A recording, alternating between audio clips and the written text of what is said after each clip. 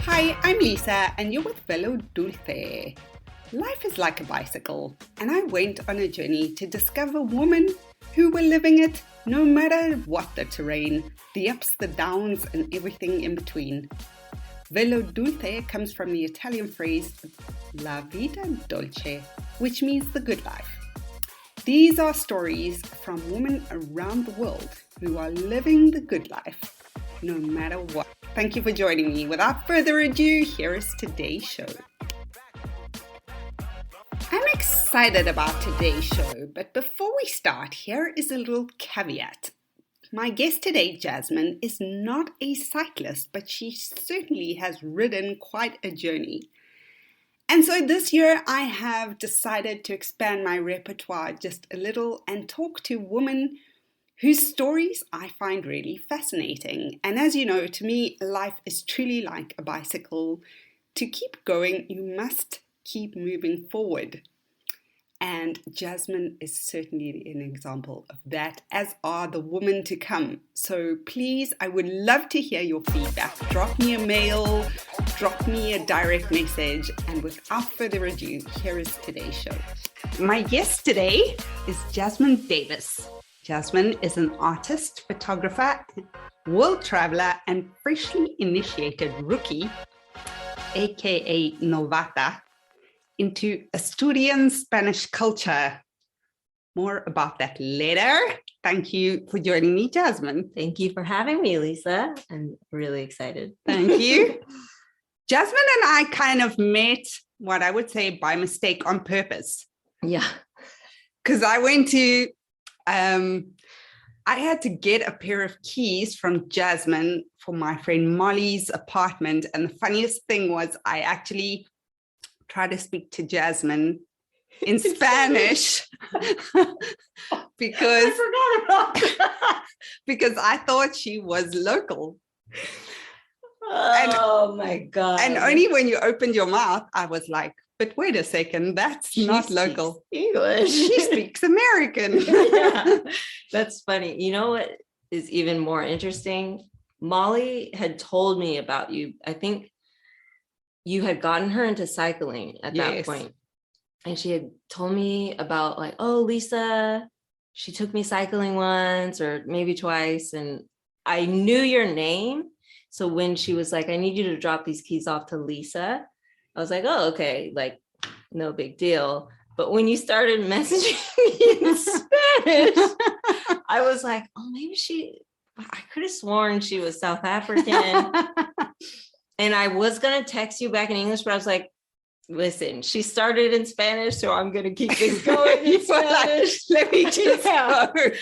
I need the practice anyways. You know what was happening? It was like the two beginners who didn't want to be played down. They were like, I will not submit to not speaking Spanish. I'm going to be the most Spanish speaking English person ever. Like that was my goal when Me too. Okay, good. Sorry. That's almost like a meet cute, you know, like in movies, that was our meet cute. It was like two people who do not speak Spanish trying to communicate in Spanish. Yeah. I will never forget that day. I totally forgot. I actually forgot. It was a difficult day, but like it was. We met. So one thing I really love about Jasmine is that she's so open and so honest and just like what you see is what you get. There's no bullshit. And she was like, I'm really sorry. My brother passed away. It's the anniversary of his death. His birthday. It was his birthday. Yeah, it was his birthday that week. Yeah. But I'd love to meet up. Yeah. And I was like, wow, I was blown away. Yeah. Because you're obviously going through stuff, but you have this air of like warmth and I mean, I guess like I guess I've kind of always wanted to be amicable. I'm a Libra, right? Like sociable, amicable, wanting people to like me. But like that whole experience in my life, I think kind of just made me even more not doing it out of being a people pleaser, but just genuinely like, I'm laying myself out. I don't have anything to hide. I don't want to play games anymore. I don't want to, do they like me? Should I not say this? I don't want to make them feel offended. It's more like at this point, I'm just like, don't have capacity. I didn't have the capacity. I don't have the capacity anymore in my life to like care enough about what you're going to think if I say something, even if it's uncomfortable. I mean, yeah, you know, that's kind of just how I've started to operate. It's amazing where I'm operating from now. So I wanna park that there because we're gonna come back to it. Yeah. And I want to we're going to get to the theme of this podcast really quickly, because the funniest thing was that Jasmine and I were drinking wine in my apartment a couple of weeks ago, and we were having this conversation, and around the same time, I actually can't remember how it went, but we both had expressed this wish and desire that, you know, I was supposed to be Oprah. And I was like, no, I was supposed to be Oprah. Mm-hmm. And we laughed. And then we looked at each other and we were like, wow, I wonder if there's more people who think that they're supposed to be Oprah.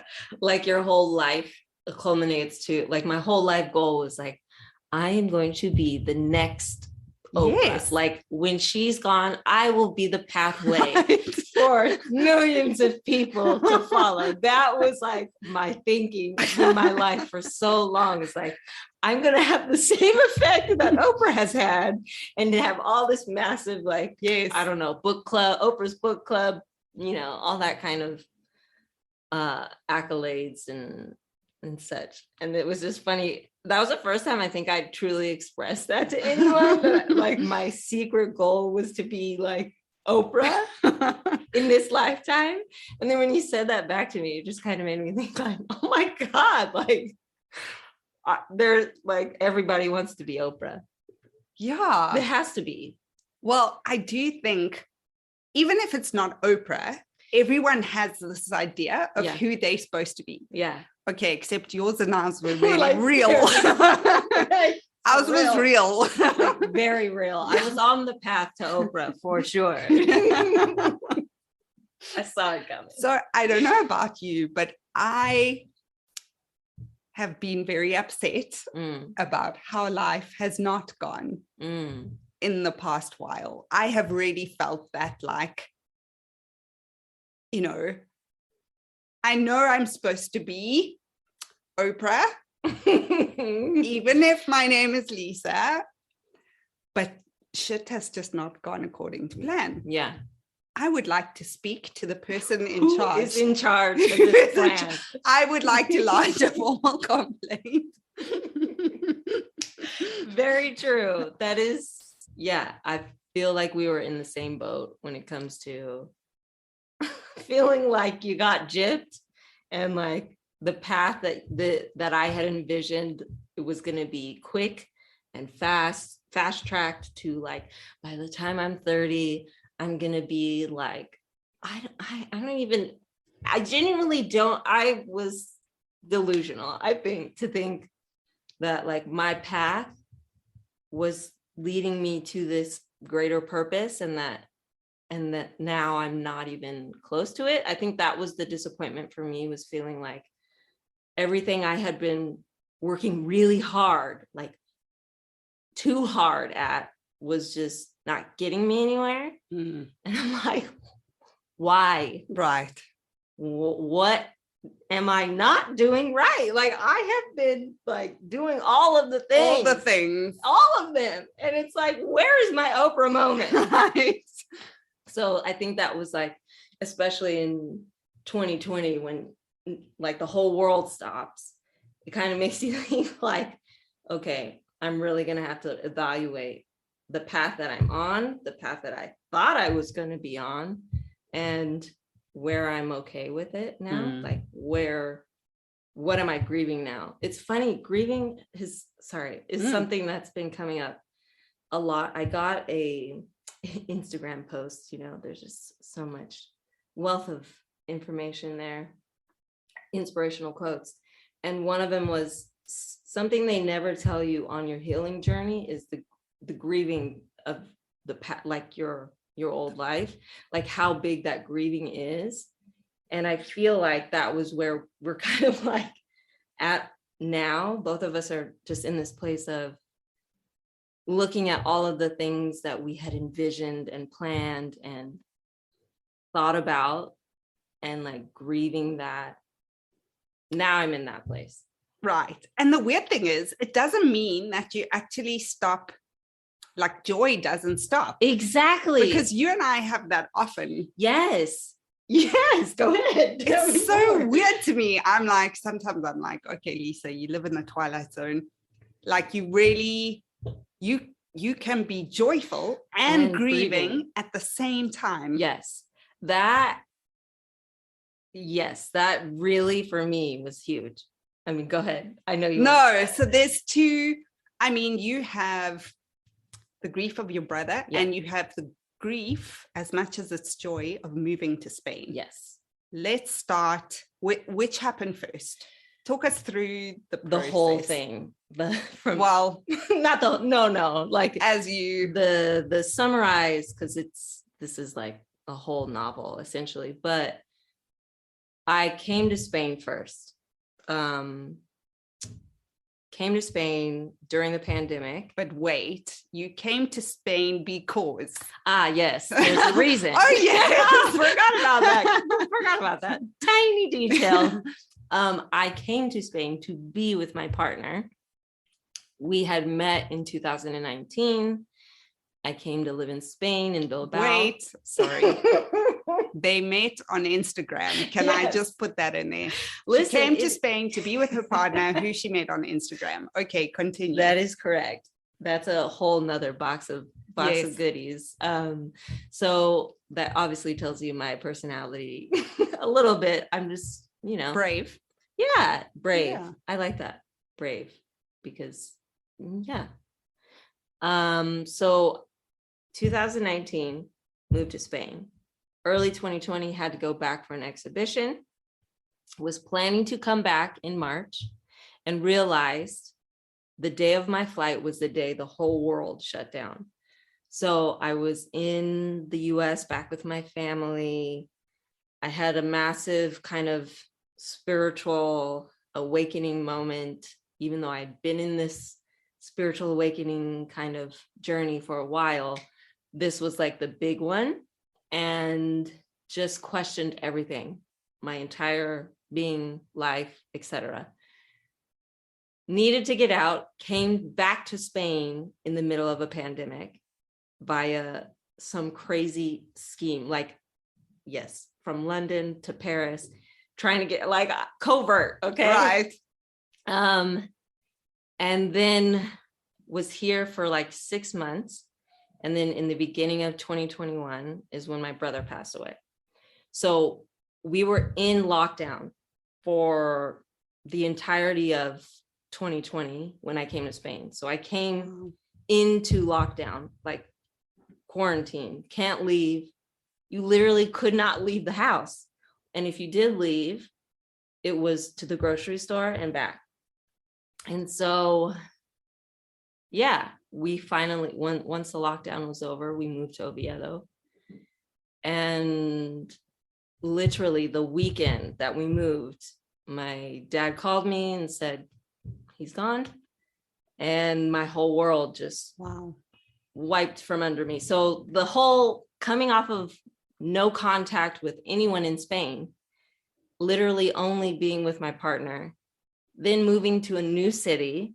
Not speaking the language. Oh yeah, I don't know Spanish. Well, now you do. Now I do. Now I'm little by little, poco a poco.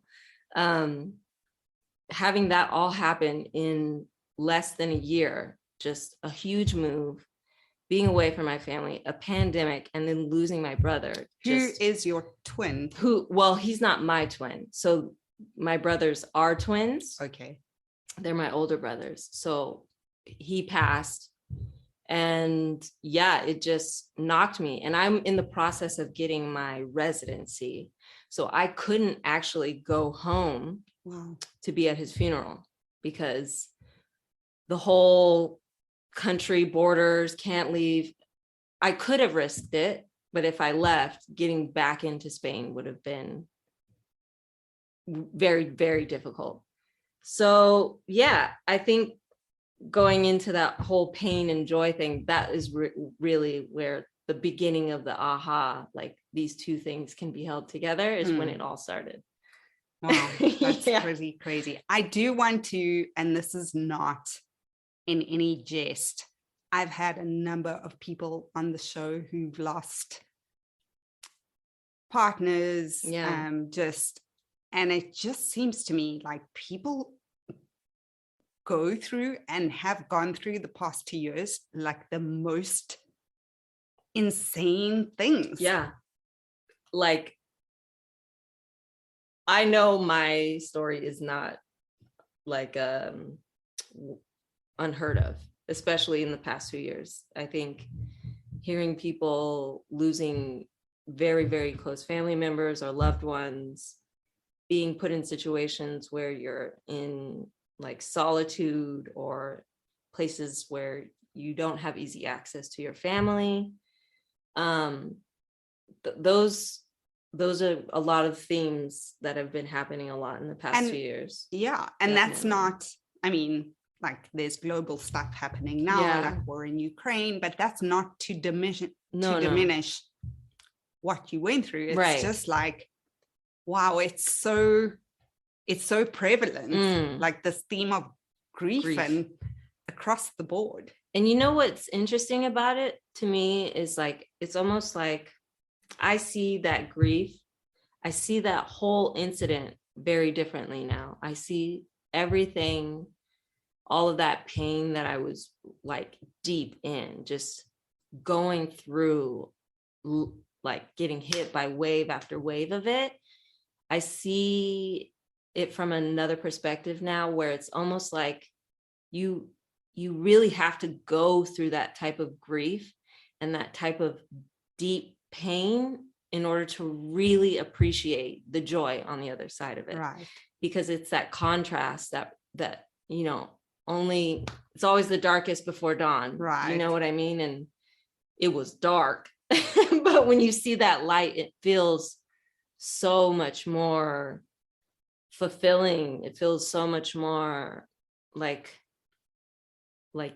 joyful to when you get on the other side of it. But I think it's almost like as a global community, we all individually have to have that that deep pain to really get to that higher level of what life is really about. So here's where Jasmine is Oprah and I am not. I have told Jasmine many times, I do not do gracefully. I am like, lie on your bed and cry with the snot and like pouring out your nose and your eye. I don't do grace, and I don't do, we have a mutual friend in common, Mary, who's also like, you know, Lisa, everything has a reason. I'm like, excuse my language, but F that shit. Like, no, I am not doing this. Yeah. And some days I'm really glad about not being Oprah because, you know, like you can feel it. You're giving yourself the ability. It's a balance. No, but I think that's what's great about you is that you don't put this pressure on yourself to feel like I have to be the Oprah. Like in my mind, when I'm in that, like, I have to be the Oprah, I don't give you're really actually giving yourself grace, because I don't give myself the grace to be in the shitty moment. Excuse my language. No, but it is what it is. It is. It's like when you can say, you know what, today, F all of this. Right. Screw this idea that it's all supposed to be for me. No, like I'm pissed. Like you feel it. You allow yourself to fully feel it, where that's something I'm currently, you know, working through, is being able to just not beat myself up for the feelings that don't feel good. Just say, look, okay, this is where I am.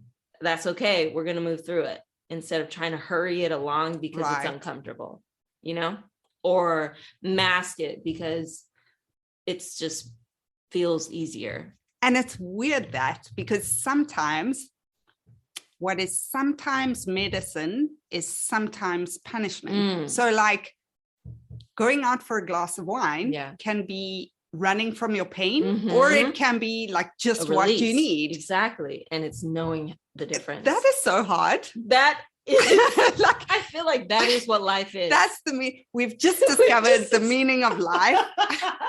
Deciding whether having the wine is for you or against you. Correct. That is bingo. That's 100%. It.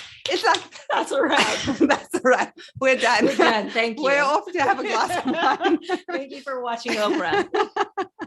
It's like last year, cycling was my absolute, it really was a lifesaver. And this year, I just have not had the energy. I haven't had the drive. Yeah.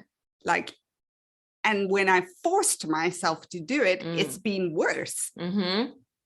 That's what life is the change, right? Like we kind of talked about that earlier, is using those things that are bringing you the comfort.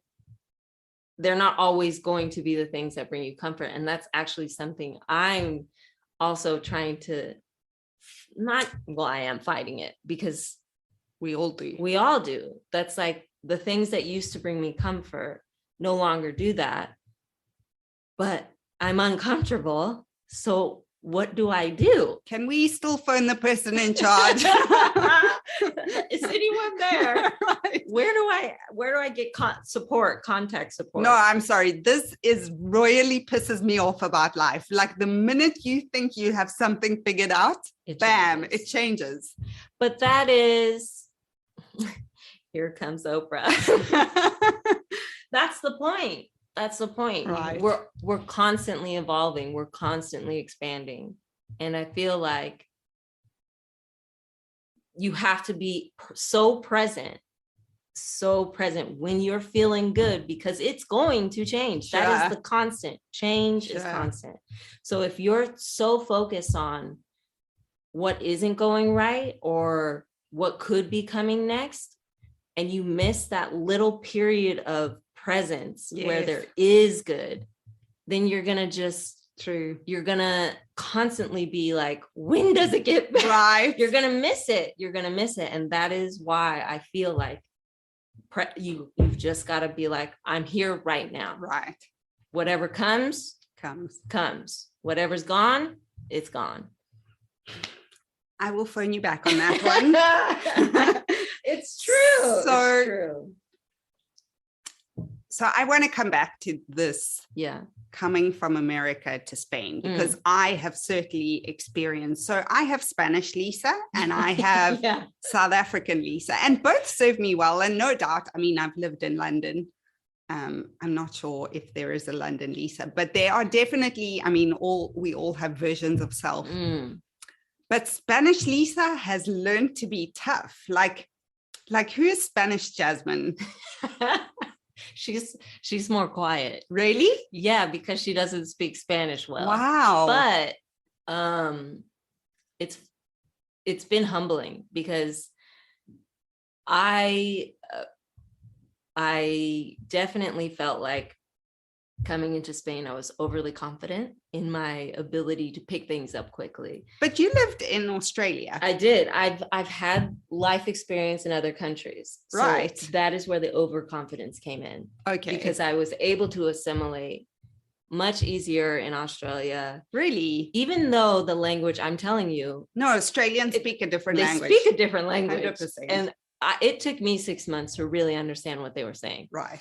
So coming to Spain, I was like, I've done this. I know how it goes. Obviously, the language is a barrier, but we'll get through that quickly. I'll be fine. I'll be fine. I watch Netflix shows in Spanish.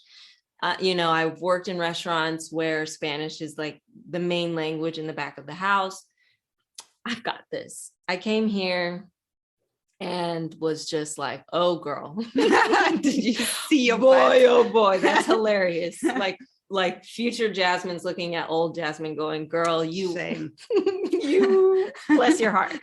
Bless your heart. But yeah, Spanish Jasmine is quiet, more quiet.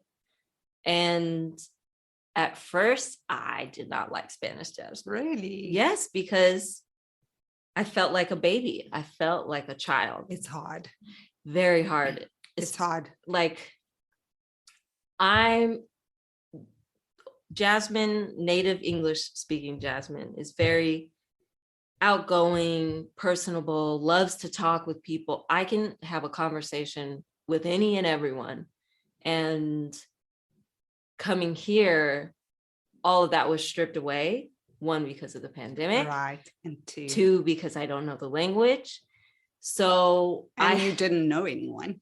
And I didn't know anyone other than my partner and his family. And so coming into that situation was very much like, I felt very dependent on someone.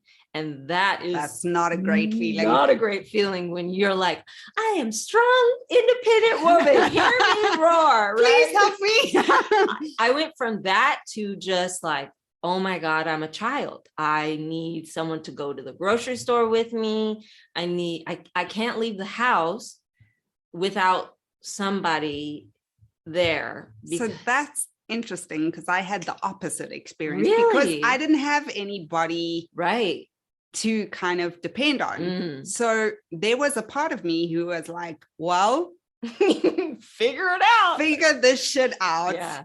And best you do. And I cried in a lot of stores. Oh, girl. At the cell phone store, I was like, what? It's funny because you cried in the stores and I just smiled and said, see. Like, yeah, see. I'm sure I committed to a whole bunch of things. I have no idea. Oh, we all. But like when I went home, I cried. It's like two very different perspectives, but have the same underlying of just like, it's horrible because you're so vulnerable. Very vulnerable. And looking back on it is what I needed. Jasmine had to learn to listen. She thought she was a great listener before, but no, that's not the case. And it made me have to be very present. Like I come back to this, and it's only in talking to you that I can see this. And I'm like, oh, I see what you're doing up there, big guy. I know what's going on. You're like, we got to strip away all of those things that you thought you needed that were going to shield you from whatever you thought was out there to hurt you. We're stripping that away. I'm taking that all away. I'm making you so vulnerable, so helpless that you have to be so present and so aware and rely on like your inner self, that inner strength, that whatever you want to call it, source, God, I don't know, intuition, universe, whatever it is to you, that noise, that became so clear, crystal clear to me. Amazing. Like I was so much more confident in being able to decipher, is this my intuition or is this my fear? Okay. You know what I mean? Yeah, I do. The noise got a lot quieter. Amazing. Yeah. So I have a question. Like, how does this happen? Meet a guy on Instagram. Do you want to move to Spain? Okay, I'll be there next week. Well, for me, yeah. That's crazy. No, to be honest, the way it all happened too, because we had a full like internet like messaging relationship before I even met him. But we'd obviously FaceTime. There was no catfishing going on. But we had talked for like 4 months straight before we even met. And I was living in California when he was living in Spain. And yeah, I don't know. At a certain point in life, you just got to say, okay. No, I don't agree. No, not okay to like, obviously not dangerous situations. I have a very strong connection to my intuition. Right. I also know I don't go into love or relationships very blindly. Like I'm sussing everything out. I can see you and know like, No. Yeah. Yeah. you Yeah. know? Yeah. But it was also like when I came to Spain just to meet him, and it was like I had some backup plans. I could go to some friends in Okay. other countries. Okay. That was just the test. Okay. But it's like if you don't put yourself out there, how do you know? I would never, the way that it happened, if I would have just been like, this guy's on the internet, I'm not even going to give him a chance because he lives in Spain, I would not be sitting here having this conversation with you today. Thank you, Juan. From me personally. You. And Jasmine, because she said yes. She decided to bring her booty to Spain. So, yeah. Interesting. But interesting. You just have to be open to doing things that are uncomfortable, especially in relationships. I do think that is generally wise advice for life, because you will always follow the path of comfort. Yes. And as we said before, I think one of the keys is to knowing what is the path of comfort, like what is the route you usually take, and try something different. And what is your usual behavioral patterning? Yeah. And try something different to that. So I agree with you about being uncomfortable. Well, it's like, we do things out of comfort because we're afraid of getting hurt, because we're afraid that something could go wrong. But if you're not uncomfortable, you can't grow. Comfort breeds more complacency to an extent. Yeah. To an extent. Yeah. Right. Yeah. Like you do want to be comfortable. But, sure. I mean, if a baby just stayed comfortable in your belly, no one would be alive. Sure. Like you've got to have a little discomfort. I can relate it. So I started cold showers because me too. It really, and like the first week I was like, it's terrible. No. It's terrible. It's terrible. But do you start with the water cold or do you just end it cold? No, I end it cold. Same. Okay. Yeah. I can't. I'm not. No. Yet. We're both not there yet. But yeah, that was really uncomfortable. And now I actually feel uncomfortable in the morning if I don't like start the day with a cold shower. Yeah. I can't get in the shower any longer without finishing with cold water. Yeah, 100%. Most of the time, like I'll start with the warm water and then just crank her down till I'm like, ooh, okay, it's cold, and I stay in that. But I've learned to I feel more appreciation in the cold. I don't know why. And you feel better afterwards. Yeah, it's like most things. It's like, learning Spanish or trying a new exercise or going on a date or whatever. Yeah. It's uncomfortable. Yeah. So I kind of want to finish on this theme. Yeah. Which is like, okay, if we're not Oprah, which I clearly am not. You're Lisa. I'm better. Lisa. Then what? Like, what does this look like? And for me, I think in the last year, it's really come down to trying things. So try things and see what effect it has. So like try the cold shower, but do it for 2 weeks so you get past that discomfort. Yes. And then if you still really hate it, because some things are not you. Yeah. But you don't know until But you don't know. And some things are not you, and that's fine. Like, I don't go out dancing till 3 a.m. Like I'm just not that person. But have you tried it? I have. I don't love it. Yeah, I'm the same.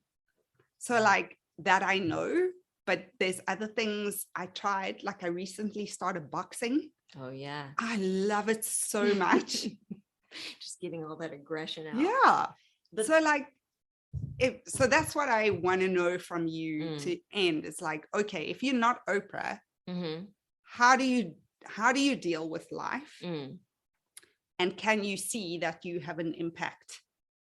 Even if you're not have like 5 million, I don't know how many Instagram followers she has. Probably all a lot. Of them. Yeah, all of them. World. It's Oprah. Honestly, that's a good question. It's funny because you say the impact. And I think that was the real driving force of me wanting to be Oprah, was wanting to create a meaningful impact in the world. Like, what am I leaving behind? What am I giving to the world? And now, because I know for sure, this is something Oprah says, what I know for sure, right? I am not Oprah. And so I have relieved myself of that pressure to create any type of impact other than my own joy. That is my one and only priority in life, because when I am in joy, I'm a joy to be around. Right. And that is a light for other people. That's an Oprah moment right there. That is an aha moment. Okay, I just moment. channeled some Oprah. but it's the most true statement, because when I realized when I wanted to make that impact, I wanted to give, I wanted people to feel worthy, some sense of community, whatever it was. But I realized I was not filling up my own cup. So I can't give anything on an empty cup. And yeah, that truly is the identity that I feel is me, is Jasmine joyful. Right. That's amazing. That is literally the key to everything. And if I'm not, how are we going to get there? Nice. What's going to make me feel joyful? Nice. So what's the one thing you do every day apart from like your cold shower? Every morning I meditate. I just 10 minutes. I just sit there and just close my mind to the world and just, I meditate. And I've started again. I used to write a gratitude journal, and this is a podcast for another time. I cannot do a gratitude journal. I don't call it gratitude, actually, appreciation. Right. That's a cool one. Yeah, because gratitude is like feeling lack and thank you that I have this. Appreciation is just like walking around like, wow, those birds sound nice. I appreciate the sound of the birds, or I appreciate the way the sun's shining today. It's just less heavy. Yeah. So it's your gratitude journal and meditation. That's my grounding, really. Okay. I think. Yeah. It's the only thing I've stuck to for a long time. And it could change. It could. I can say I don't. It could change. I have moments where I don't meditate. I used to meditate every day, and now I go to boxing. So. That's fair. I've been meditating every day for the past, not every day, 90%. 3 years. So. Yeah. Jasmine, not Oprah. Not Oprah. Jasmine, yes. Lisa, not Oprah. Oprah, if you are listening, you can phone our agents. I'll have my people call your people Oprah. I know. Thank you for joining me today. I really enjoyed our chat. Honestly, as always, I love talking with you. Thank you. So thank you for having me. Thank you. Hopefully it was worth it. It was amazing.